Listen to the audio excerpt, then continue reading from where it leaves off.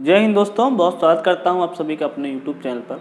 दोस्तों, अभी हाल ही में फॉरेस्ट गार्ड के द्वारा जो पदों पर वैकेंसी ली गई थी उसके लिए पात्र और अपात्र जो अभ्यर्थी हैं उनकी सूची जारी कर दी गई है, जिसके लिए मैंने कल वीडियो बनाया था। आज का जो चर्चा है फॉरेस्ट गार्ड के ऊपर ही करने वाले हैं, तो आप लोग वीडियो को अंत तक देखिएगा, आपको सारी चीज़ें समझ में आ जाएंगी फॉरेस्ट गार्ड और इसकी रणनीति क्या होगी जिससे आप लोग सफलता प्राप्त कर सकें, उसके बारे में डिटेल से बात करेंगे। तो दोस्तों, जो अपात्र अभ्यर्थियों की अगर आप सूची देखेंगे तो उसमें रिमार्क्स में बहुत सारे कारण दिए गए हैं। कोई जो अभ्यर्थी है वो 21 वर्ष से कम आयु का है और शादी हो गई है उसकी, इसलिए वो अपात्र हो गया है।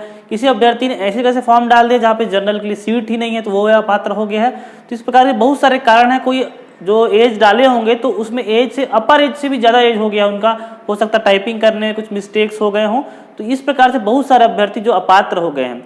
तो उन अभ्यर्थियों क्या करना है, उन अभ्यर्थियों को दावा पत्ती लगाना है। यहाँ पे आप लोग देख पाएंगे दोस्तों, फॉरेस्ट गार्ड जो भर्ती है उसके बारे में हम लोग बात कर रहे हैं अभी, जो छत्तीसगढ़ में आई हुई है।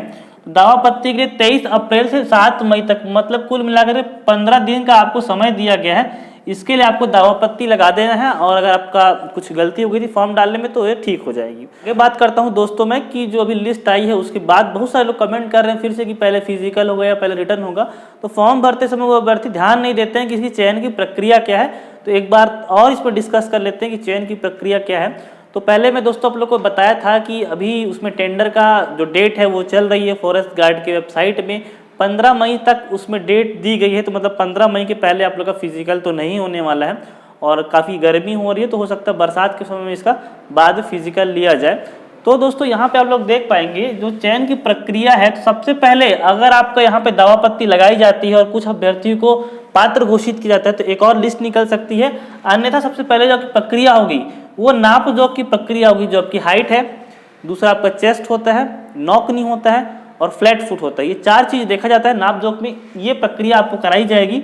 उसके बाद जो इसमें सफल हो जाएंगी उनकी सारी दक्षता परीक्षा पहले फिजिकल लिया जाएगा। पहले क्या लिया जाएगा? फिजिकल लिया जाएगा और ये 100 नंबर का रहेगा दोस्तों, 100 नंबर का फिजिकल रहेगा। खास बात यह है कि जो प्रत्येक फिजिकल है वो 25 नंबर का रहेगा। एक फिजिकल कितने नंबर का रहेगा? 25 नंबर का आप लोग का रहेगा, जिसमें से 200 मीटर की दौड़ होगी, 800 मीटर की दौड़ होगी, गोला फेंक होगा और लंबी कूद होगी। इसमें ऊंची कूद नहीं रखा गया, आप लोग ध्यान देंगे, ऊंची कूद आपके लिए नहीं ली जाएगी।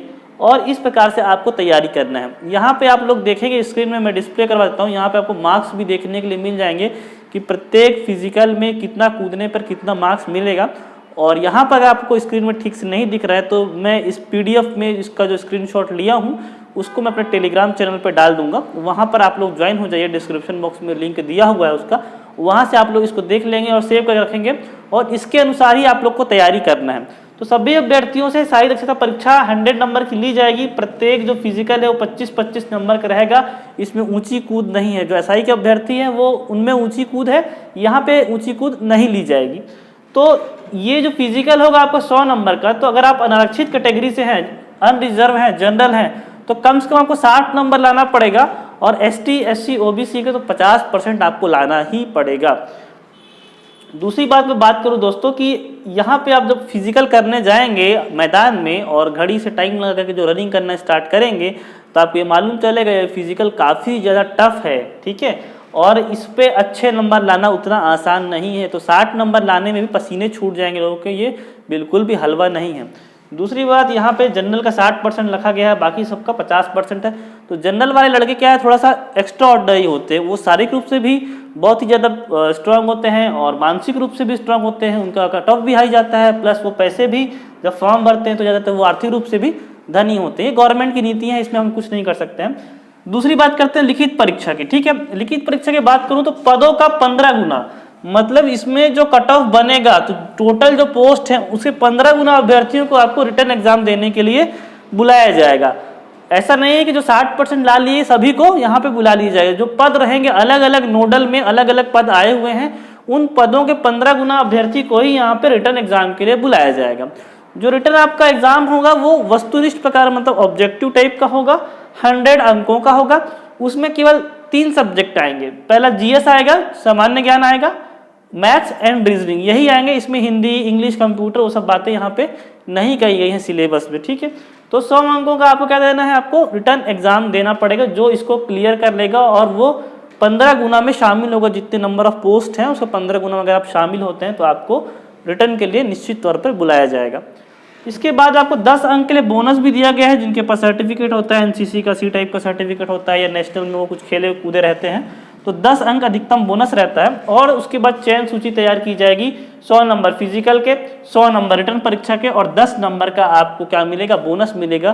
तो इस प्रकार से दोस्तों 210 नंबर जो है वहां से आप लोग का सिलेक्शन होगा और चयन सूची इसके आधार पर बनाई जाएगी।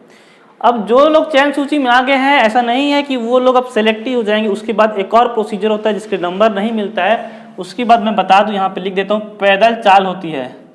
जो लोग फिजिकल निकालेंगे वो लोग इसको बहुत आसानी से कर लेते हैं। पैदल चाल होती है जिसमें पुरुष को 4 घंटे में 25 किलोमीटर और महिला को मतलब फीमेल को यहाँ पे 4 घंटे में 14 किलोमीटर पैदल चलना पड़ता है। ठीक है, ये बिल्कुल अनिवार्य है, इसको क्लियर करना। 4 घंटे में 14 किलोमीटर और 4 घंटे में पुरुष को 25 किलोमीटर, ये पैदल चाल होगी आप लोग की चयन होने के बाद। ये बिल्कुल अनिवार्य है, इसके लिए कोई नंबर नहीं होते हैं, लेकिन अगर आप इसमें नहीं चल पाते हैं, फेल हो जाते हैं, तो आप डिस्क्वालीफाइड हो जाएंगे। ठीक है, और इसमें कोई दिक्कत नहीं होती, ये वाला सेक्शन बहुत ही नॉर्मल है, क्योंकि जो इतना फिजिकल कर लेगा वो निश्चित तौर पर इसको भी कर लेगा। इसमें कोई बड़ी बात नहीं है, फिजिकल निकाल के आप यहाँ तक पहुँचेंगे तो इसको करना कोई बहुत बड़ी बात नहीं है। तो होप्स फॉरेस्ट गार्ड के लिए पहले भी मैं विस्तार से जानकारी दिया था अपने चैनल पे और आप लोग अभी भी समझ गए होंगे। अब दोस्तों रणनीति की बात करते हैं कि इतना कुछ तो आपको पता चल गया कि आपका रास्ता क्या है, आपको जाना कहाँ है। तो जाना आपको यहाँ पर है चयन लेने तक के लिए, और इसके लिए स्ट्रेटेजी क्या होनी चाहिए दोस्तों? स्ट्रेटेजी इसके लिए होनी चाहिए कि सबसे पहले जिन लोग का पात्र आ गए हैं उनको इसकी तैयारी करना पड़ेगा। ठीक है, तो इसमें जो सबसे सर्वाधिक जो नंबर दिलाएगा आपको वो है लंबी कूद और गोला फेंक। अगर आप अच्छा सा प्रैक्टिस करते हैं लंबी कूद और गोला फेंक में आपके अच्छे नंबर आ सकते हैं। इसमें नंबर खींचने में आपको थोड़ी तकलीफ होगी। और उसके बाद 200 मीटर, इसमें भी बहुत अच्छे नंबर आ सकते हैं और इसमें अच्छे नंबर इसमें नंबर आ सकते हैं। इसको आप बेस्ट करने की कोशिश करें तो इसमें भी नंबर आपको मिलेंगे, लेकिन ये इसमें थोड़े से आप लोग कम नंबर आएंगे क्योंकि इसके लिए टाइम बहुत कम दिया गया है। इसके लिए टाइम ठीक ठाक है और ये तो 9 मीटर तक आपको फेंकना ही है और वो फेंकना ही है। तो कम से कम 2 घंटा सुबेरे और 2 घंटे शाम को आपको फिजिकल की तैयारी करना पड़ेगा, क्योंकि फिजिकल इसके लिए टफ है। और जो फिजिकल क्लियर कर लेगा और बाकी टाइम जो बचता है उसमें आप लोग जीएस पढ़िए और मैथ्स एंड रीजनिंग पढ़िए। मैथ्स और रीजनिंग अगर आपको कमजोर है, अगर नहीं पढ़ पा रहे हैं आप, तो आप क्या कीजिए, व्यापम के पुराने ईयर्स के जो प्रश्न पत्र होते हैं, जैसे कि कल ही पटवारी का एग्जाम हुआ है और मैंने अपने चैनल पे भी पटवारी का क्वेश्चन पेपर सॉल्व करवा के डाला हुआ है मैथ्स रीजनिंग का, तो उसको आप लोग जरूर जाके देखिए। क्यों? क्योंकि जो पुराने ईयर के पेपर होते हैं उसी पैटर्न पे पेपर लिए जाते हैं। खासकर जब पटवारी के हो गए, जो डी ग्रेड के होते हैं, हॉस्टल वार्डन के हो गए, पटवारी के हो गए और अन्य जो एग्जाम होते हैं, तो उनपे मैथ्स और रीजनिंग का जो क्वेश्चन होगा वो रिपीट भी हो सकते हैं और उसी पैटर्न के आएंगे। और जीएस के लिए तो जितने भी पेपर हो रहे हैं व्यापम के, ठीक है, जितने भी पेपर हो रहे हैं व्यापम के, वो सभी को आप लोग को बना के देख लेना। छत्तीसगढ़ का GS as well as India का जीएस, दोनों जीएस पढ़ना है। और जीएस का जो सेक्शन होता है, एक इंपॉर्टेंट सेक्शन होता है करंट अफेयर का। अगर आप डेली अखबार पढ़ते हैं तो इसमें ज़्यादा ध्यान देने की जरूरत नहीं पड़ेगी। करंट अफेयर से हर एग्जाम में लगभग 20% क्वेश्चन, जीएस जितने भी नंबर का आएगा उसका 20% आपको करंट अफेयर देखने के लिए मिल जाएगा। तो इस प्रकार से स्ट्रेटेजी आप करिए, तो मई के बाद जून जुलाई अगस्त इस समय पर कभी भी आपका फिजिकल लिया जा सकता है और आपकी तैयारी उसके लिए बहुत ही अच्छी होनी चाहिए। ठीक है, तो होप सो आप लोग सारी चीज़ें समझ गए होंगे दोस्तों। मिलता हूँ मैं आपसे अगले वीडियो में, तब तक धन्यवाद, जय हिंद।